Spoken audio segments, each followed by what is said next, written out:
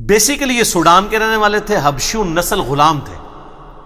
عرب کے لوگ ان کے اقوال سے واقف تھے. جس طرح ہمیں بچپن میں ہی اشعار آتے ہیں کہ محمد سے وفات ہونے تو ہم تیرے ہیں.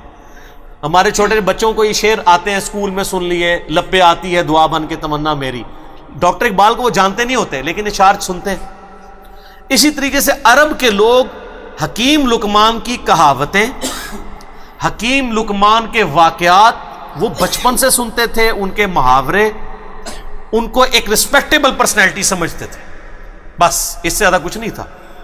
نبی نہیں تھے وہ، کسی نبی کے صحابی بھی نہیں تھے وہ، کیونکہ قرآن حکیم میں جو سورہ لقمان میں ان کا ذکر آیا تو انہوں نے صرف توحید اور آخرت کا ذکر کیا، کسی نبی کی پیروی کا ذکر نہیں کیا. ورنہ یہ نبی پہ واجب ہوتا ہے کہ جب وہ دین سکھا رہا ہوتا ہے تو وقت کے پیغمبر کی پیروی کا حکم دیتا ہے.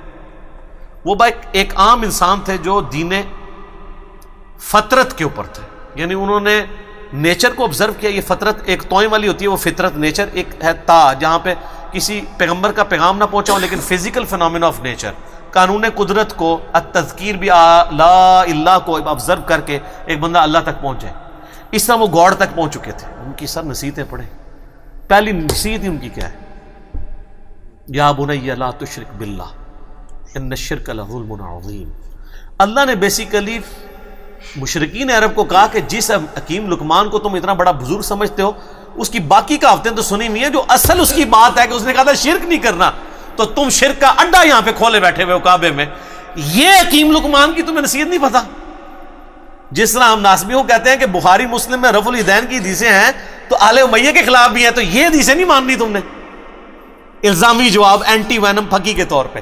تو یہ سورہ لقمان اس لیے ان کو ایڈریس کرتی تھی. وہ بچپن سے جانتے تھے کہ حکیم لقمان بہت دانا تھا، بہت عقل مند شخص تھا. تو عقل مند شخص توحید کی دعوت دینے والا تھا، اس کی توحید کی نصیحت تو تم نے بھلا دی ہے، شرک کا اڈا بنایا ہوا ہے کعبے کو. تو اللہ تعالیٰ نے اس لیے ان کے نام پہ صورت رکھی. حبشی النسل تھے، موٹے ہونٹ. حبشی کس طرح کا ہوگا؟ یہ تو آپ کا کرائٹیریا ہے نا، خوبصورت شکل ہو، ناک باریک ہو، ہونٹ پتلے ہوں. اللہ کے نزدیک تو مسلم شریف کی حدیث ہے اللہ تمہاری شکلوں اور مال کو نہیں دیکھتا، دلوں اور اعمال کو دیکھتا ہے. تو شکلوں کو کیوں دیکھے؟ شکل بنائی کس نے؟ اللہ نے. تو اس نے شکل کو کیوں دیکھنا ہے؟ اعمال کا اختیار آپ کو دیا، اس لیے آپ کے اعمال کو دیکھتا ہے. دل میں اچھائی اور برائی کی تڑپ اور اس کو ایگزیکیوٹ کرنا، اس کا اختیار اس نے آپ کو دیا، اس لیے اس کے اوپر جج کرتا ہے. تو حکیم لقمان کے بارے میں آپ کو اسلام کی جو پہلی تفسیر ہے نا ابن جریر کی، امام طبری جنہیں کہتے ہیں، المتوفا 310 ہجری، انہوں نے تفسیر ابن جریر لکھی ہے. ابن کثیر نے المتوفا 774 ہجری، انہی سے اکثر چیزیں کاپی کی ہیں. تو آپ سورہ لقمان کے تعارف میں جائیں گے، انہوں نے حکیم لقمان کے کافی واقعات لکھے ہوئے ہیں کہ یہ کتنا دانا شخص تھا اور کس طرح یہ اصلاح کرتا تھا. ایک دفعہ ان کے آقا نے ان کو کہا، ایک بکری دی اور کہا ذبح کر کے اس بکری کے سب سے بدترین جو پارٹس ہیں نا وہ لے آؤ. تو انہوں نے بکری ذبح کی، زبان اور دل اٹھا کے لے آئے.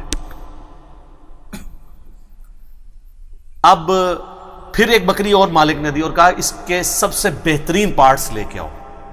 پھر زبان اور دل اٹھا کے لے آئے. مالک نے کہا کہ یہ کیا؟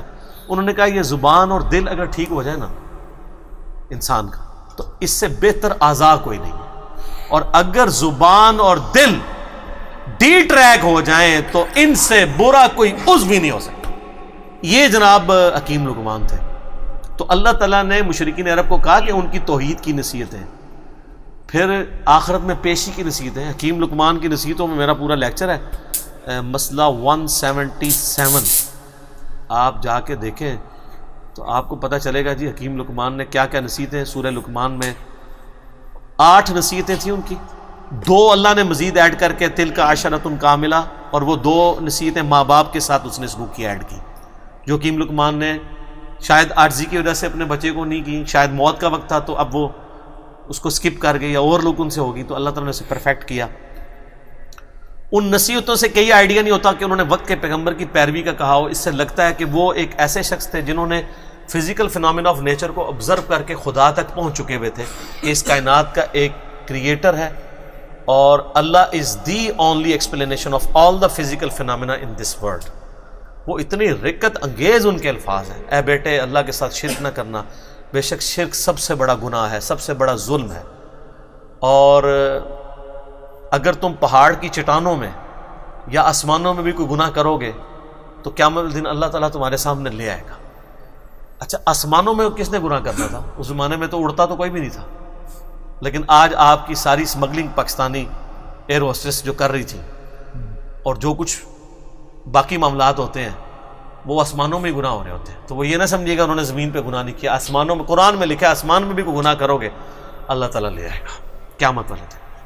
وَمَن يَعْمَلْ مِثْقَالَ ذَرَّةٍ خَيْرًا يَرَهُ فَمَن يَعْمَلْ مِثْقَالَ ذَرَّةٍ خَيْرًا يَرَهُ وَمَن يَعْمَلْ مِثْقَالَ ذَرَّةٍ شَرًّا يَرَهُ، ذرہ برابر نیکی بھی کرو گے وہ بھی لے آئی جائے گی، اور ذرہ برابر گناہ کرو گے وہ بھی قیامت والے دن تمہارے سامنے لا کے رکھا جائے گا، ہاں بھی جواب دو اللہ۔ تو یہ حکیم لقمان نہ تو کوئی پیغمبر تھے، نہ کسی پیغمبر کے فالوور تھے، نہ کوئی صحابی تھے کسی پیغمبر کے، نہ کوئی تابعی تھے، ایک سلیم الفطرت انسان تھے جو خدا تک پہنچ چکے ہوئے تھے، اور ایسا شخص اہل فطرت کہلاتا ہے، یعنی فطرت ایسا شخص جس تک یہ تا کے ساتھ